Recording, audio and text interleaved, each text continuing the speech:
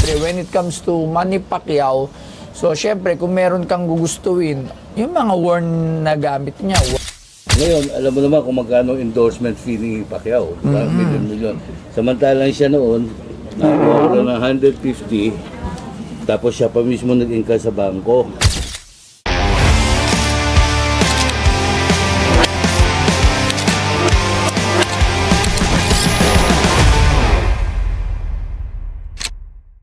Ayan, pasok po tayo. Ay, sir, magandang hapon at pasensya na at mukhang nainitan na kayo doon sa lugar namin. Hindi, pero okay lang. Maraming salamat po sa pagpunta. Magandang hapon din po. Taga saan po kayo? Marikina. Oo, malapit lang. Ano pa pangalan nila? June. June. Oo. Joaquin. Joaquin, anak niyo po. Oo. Ano po dala niyo? Ba't may dala kayong cheque? Babayaran niyo ako. Ito, yung binayad ko kay Manny Pacquiao nung hindi pa siya masyado. Ito yung laban niya sa Yanig sa Taguig.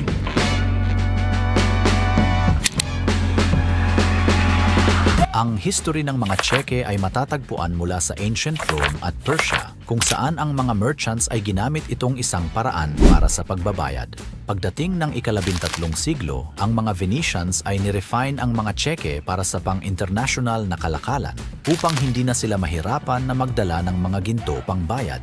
Noong ika-20 siglo, ang paggamit ng mga tseke ay lalong lumaganap, ngunit mabilis na napalitan ng electronic payment at kalaunan ay na-phase out sa ibang mga bansa. Ang seller ay nagdala ng isa sa mga unang paycheque ni Pacman at ibinibenta niya ito sa Pinoy Pawn Stars. Kay 3K Batteries.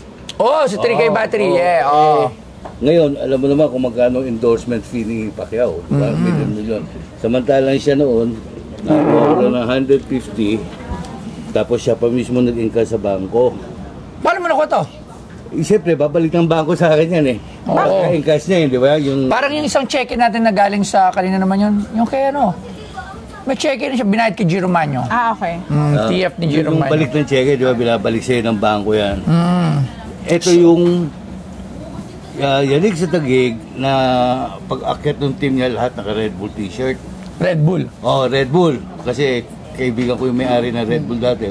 Tapos, napakiusapan ko siya, pinatatuan ko siya rito ng Red Bull logo. Pero henna lang. Oh, yun nga yung binati ni Chino Trinidad. Ano po? Bago yung tattoo ni Pacquiao meron siyang red. Pero henna lang. Henna lang yun, oo. Wow. Nasa YouTube yan eh. Sino yung nasa una? Si Senator Robin? Oo nga, si Senator Robin. Oo, di ba? Kasi yung dating trainer ni Pacquiao, si Papalito Mondehar, yung apo niya, napangasawa nung anak ko. Sino trainer niya ni Pacquiao noong time na yan? Si Buboy pa rin. Si Buboy. Wala pa sila Freddy Roach niyan. Si Freddy Diyan na rin si Freddy Roach. So nakapaglaban na to sa international fight. Kasi 2000 po. Pero ano lang, dito tsaka Asia lang. Hindi pa siya Bakit sa kanya na si Freddy Roach? Tapos sa niya labanan dito si Ledawaba. Yun, baka. Kasi tapos na. Kasi ito, 2004. Tapos na nga. Yung cheque, December. Kailan ba yung, search mo alam kailan lumaban si Manny Pacquiao kay Ledawaba? Yung una niyang... Yung negro. Yung negro, kung saan talaga siya, bago magbarera. Kasi kung nandiyan na si Freddy Roach. Tatunong sa Negro yan, sa kaliwa. Kaliwa. Ay, sila Rustom, no? Ay, si Coach Buboy. Tingnan ko nga.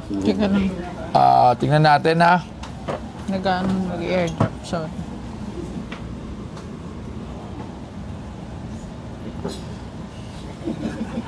Kasi kaya ko yun isipin mo, 150 mo lang siya nakakuha, napatutaan mo pa siya pagkatapos. 2001, so ibig sabihin... 2004. Oo nga, nauna sabihin, ano na siya dyan? Sikat na siya. Champion na siya dyan eh. Champion na siya. Bakit only lang, TF lang to sa Red Bull? Oo, yan yung binayad lang siningili sa akin na, siyempre, iba yung siningili ko sa Red Bull, di ba? Manager magkano siningil mo sa Red Bull? Hindi, wala naman. May kita ba siya dyan, si Sir? Ha? May kita. Hindi, yun nga eh. Siya ang ahente ng Red Bull kasi kaibigan niya nga. Okay. So ngayon, Tapos kasi t-shirt na, ay kasi di, tattoo. si Papalito doon dumaan kasi si Papalito Mundihara, yun yung kanyang ano dati hanggang ngayon nga yung anak nga si Bobby, di ba? Announcer sa Blow by Blow. So yun. Anugan ko doon nagtatrabaho. So magkano mo naman ito binibenta? Isa sa mga payslip ni Manny Pacquiao endorsement. Red Bull endorsement, 150,000. Nasaan yung kay ano niyan? Yung isang Giro check Mano. natin. Nandyan? Isipin mo, ngayon magkano? Yes po. Magkano po?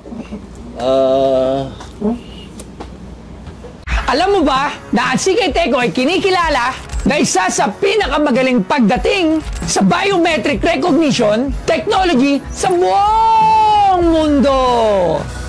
Ang kanilang mga cutting-edge solution at may kasamang smart entrance management, identity authentication, at innovative office automation. Nakasalukuyang ginagamit sa mga public services, business at iba pa sa buong Pilipinas. Sa CK Teko, walang kapantay ang safety na kaya nilang i-provide dahil sa kanilang top-notch security, convenience at efficiency.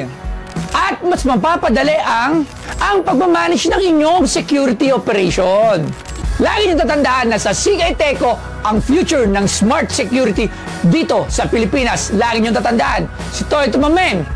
Geng, geng. Ayun. Inano niya na. 5,000? Free name niya na. Ayun po, masyado po yun. Oy, ay di, mas maliit pa.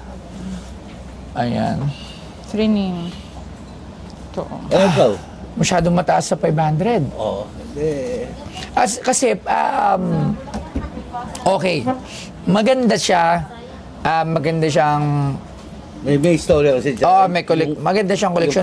Pero, I don't think na aabot siya ng ganun. Kasi, syempre, when it comes to Manny Pacquiao, so, syempre, kung meron kang gugustuhin, yung mga worn na gamit niya, worn gloves, worn shorts, yes, belt, Like katulad ano, to 800,000 sapatos, 1 of 1, it's a 1 of 1, made by Nike, 850. for Manny Pacquiao. So, yun talaga kasi, pag pina-auction natin sa America, may buyers. Correct. Okay, this one, check. Ang ano lang dito kasi, yung presyo niya na nakuha mo siya ng Yes, gano'n, maganda. plus personal niyang iningkas sa bangko. Yes, Sabihin, talaga diba, naman. medyo... Ito din ata may ganun. Meron din siya ako. kasi Meron man. nag-ingkas. Opo. Siya rin. Siya rin po. Kinabukasan. So kung sakali pala, pangalawa na ito. Pero not on that price, medyo pwede mataas siya. Pwede mo namang, yung ba magkanong... Mura lang yan. Parang 8,000. may ganun. Kasi nga, madami. Madami kasing, syempre, madaming cheque na binayad sa mga tao kasi money. So, hindi siya ganun career. Pero, maganda dito kasi one of the earliest to, parang yung kay Giro Mano. Kaya may value, pero not that much eh. Sa tingin ko dito, kung bibilin ko to, dahil gusto ko lang,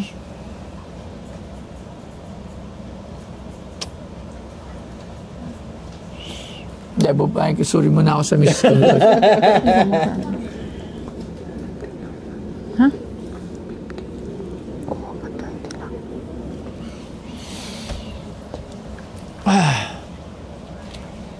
Maganda siya, maganda. Gwapo ka naman. Maganda hindi siya, sa kaso hindi lang talaga 15,000.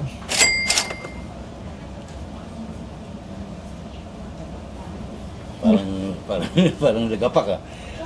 Yes, kasi as an sports memorabilia, check, parang personal na to eh. Magkano? Ikaw? Siguro pwede kong bitawan sa 50. 17.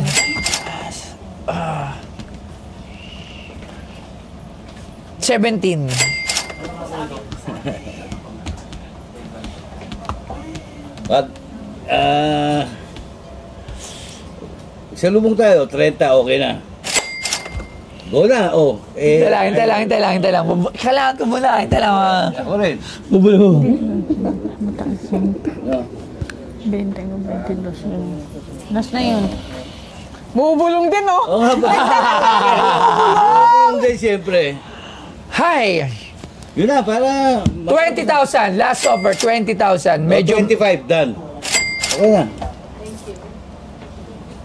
25 done. Half tayo ng 25. Go. Magkano? Tumawad, laki kitawad. Magkano taon na lang? 22.5. Oh, 22.5. 22.5. Last na. 23. Para, Eh, 23. para lang kami may... Ano? Sige na. Oh, ayan, 23,000. Alam niyo, hindi ko alam kung ba't ko binilang 20,000, pero kasi it's a souvenir. Yes, I have something. Magiging souvenir na lang to. It's a sort of Hindi, para parang... kasi meron tong partner. Yes, yan lang. Kumbaga, Kasi mga ano, pay... Magandang pagkaka-frame niya. Opo. Yes, mga payslip Kami na po siya. nagpa-frame yan. Oh, sayang nga, wala nga nakalagay dito na Red Bull. Maganda sana parang yun. Oo, hindi kasi... Ito, Regal. Inabunuhan ko. Ito kasi Regal siya. Regal nakalagay. So kung ito maganda kung Red Bull, di ba? Oh, di ba, kompleto Pero na. at least, okay. So 23, maraming salamat sir. Thank you for dropping by. So pipirma na lang po tayo mamaya. Okay. At maraming salamat po. Thank you po. Manny Pacquiao, TF Red Bull, 150,000. Kaibigan ko naman si Manny. Pacquiao. Yung pa-authenticate. Hindi, yung pirma naman niya. Kabisado din ito yung pirma. Salamat. Thank you po. Okay. Andito kami kay Boss Toyo. So, handa naman talaga kung ibigay ng kahit pa paano. Thank you, Boss Toyo.